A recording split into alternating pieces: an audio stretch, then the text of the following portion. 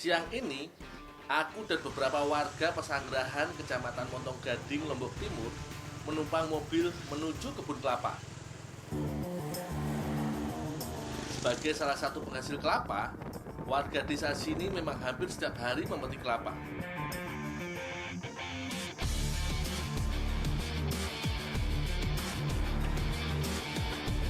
Hasilnya akan diolah jadi minyak kelapa. Lokasi kebunnya di sekitar kaki Gunung Rinjani. Gak heran yo kalau banyak tanjakan di sepanjang perjalanan.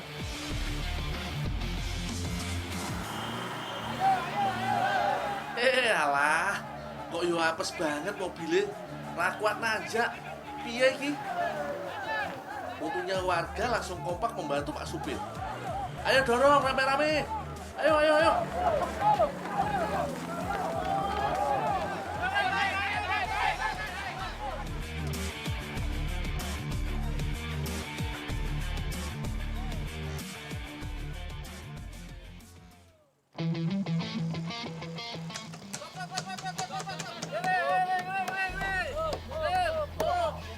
Akhirnya sampai juga di kebun kelapa Pak Mirdan. Bang, makasih ya Bang ya. Ayo, ayo, ayo. Ayo tebak, kelapa mana yang bakal aku panjat? Coba lihat dulu, Dul. Ada garing nggak? Gua ada. Oh, ini banyak ini. Iya, ketik aja. Oh, ini saya panjat ya. Iya, iya, iya.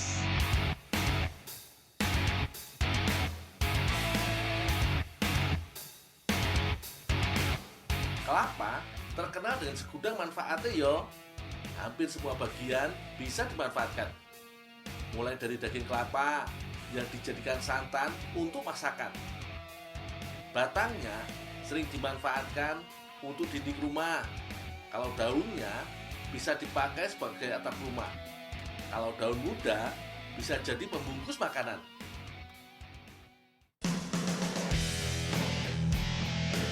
Oh iya, tanaman kelapa yang ini lumayan tinggi loh. Kira-kira mencapai 25 meteran sampai 30 meteran. Gak boleh sembarangan manjat kelapa yo. Butuh pengalaman dan trik khusus.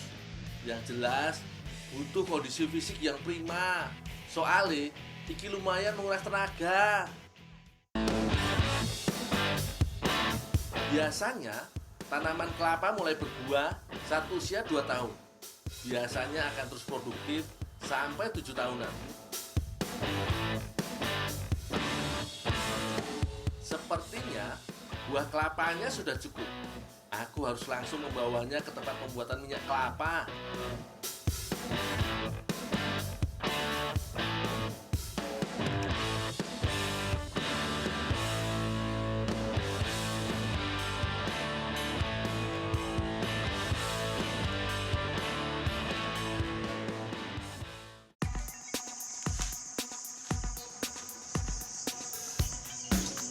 Bang, langsung kupas batok ya.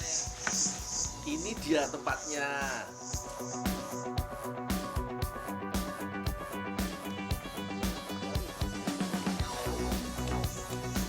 Setiap hari, Pak Mirdan dan keluarganya mengolah 30-an butir kelapa. Hasilnya sekitar 10 liter minyak kelapa siap jual.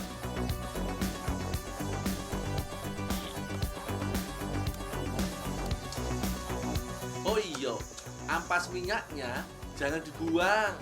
Nanti mau dijadikan kue kekinian loh. Penasaran? Sabar yo. Aku harus mengupas kelapa dulu. Setelah beres dikupas, langsung dicuci sampai bersih.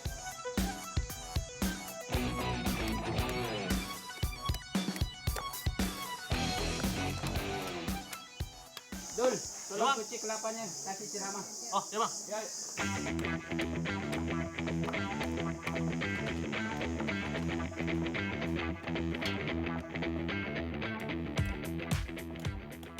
Kak Rama, ini kelapanya udah dicuci Kak Rama? Oh iya, Ndul. Ini tolong diperas ya. Oh ya Kak. Kalau sudah, kelapa akan diambil santannya. Biasanya sih, sampai perasan ketiga saja yang dipakai yo.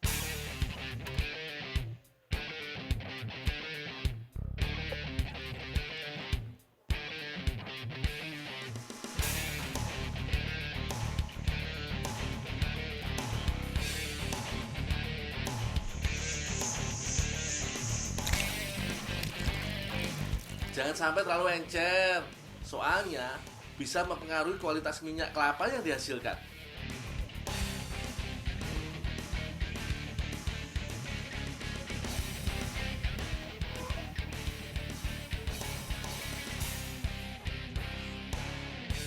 Di sini ya lur, santannya dimasak. Kebetulan Nenek Fatima sudah mulai mengadu santan sejak pagi. Jadi sekarang warnanya sudah mulai berubah kuning kecoklatan. Nah, kalau yang ini ampas minyaknya. Biasanya disebut ketak atau blondo. Yo iki yang akan dijadikan kue kekinian. Mak, ini satunya, Mak. Taruh di situ. Ini kasih Nika. Oh, ya, Mak.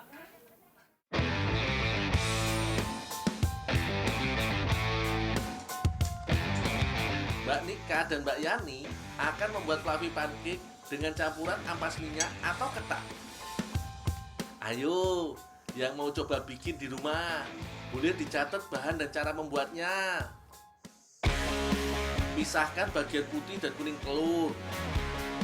Kocok kuning telur dan gula sampai rata dan gula tidak menggumpal. Setelah itu, tambahkan mayonesnya. Munah rata baru sama campur si susu deh. Iki rahasiane, pancake lebih lembut, tebal dan mengembang. Aduk lagi ya. Kemudian tambahkan segelas susu cair supaya lebih lembut dan rasanya gurih.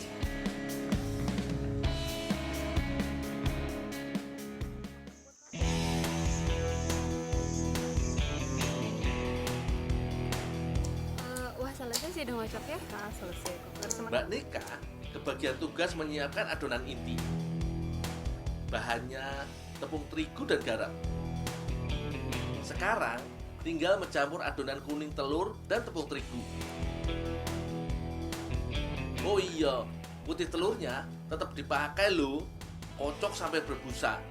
Yang semangat ngocok telurnya ya Mbak. Putih telur dan kuning telur yang diolah masing-masing iki ada maksudnya loh.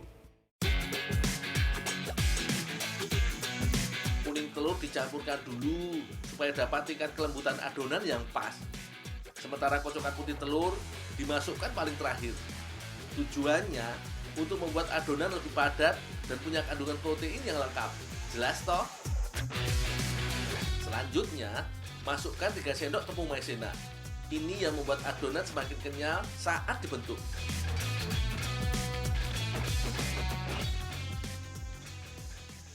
Kak Nika, ini ampas minyaknya, Kak. Iya, Dul. Makasih ya. Oh, ya, Kak. Iya. Kak, endang tulung tamaan te ampas kelapan. ya, gede bang. Wah iki bahan pelengkap yang paling jos. Ketak alias ampas minyak. Langsung wae masukkan ke dalam adonan fluffy pancake dan aduk sampai merata. Tambahan ketak ini bisa membuat adonan makin gurih dan bertekstur. Jadi kayak ada krenyes-krenyesnya ngono.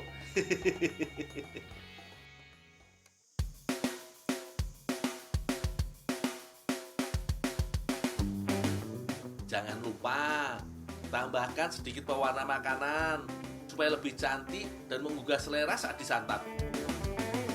Ampas kelapa sering dianggap nggak berguna yo, padahal sebenarnya masih punya kandungan protein yang cukup tinggi. Selain itu, kandungan dalam ampas kelapa juga bisa menurunkan kadar kolesterol jahat dalam darah. Sini Kak, saya cetak.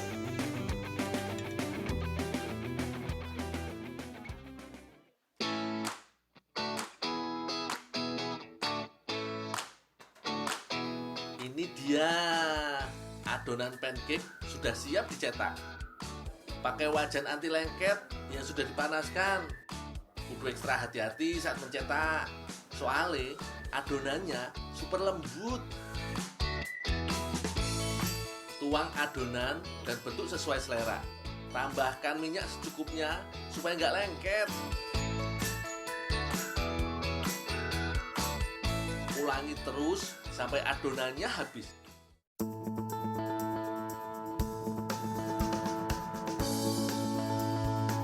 Akhirnya, saat yang ditunggu-tunggu datang.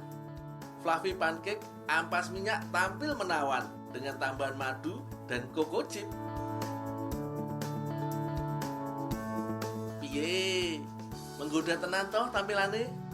Jadi gak sabar pengen nyobain. Yuk, mari. Ah, ya. Mantap. Apa yang kuning ya? Ini siapa yang buat ini? Kanika, Pak. Hah? Kanika.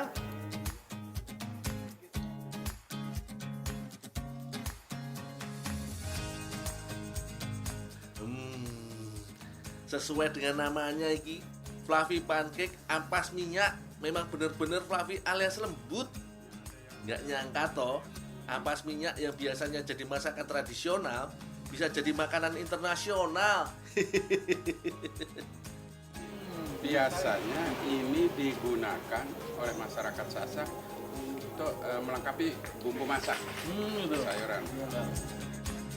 Nggak cuma tampilannya yang oke, tapi rasanya juga mantul.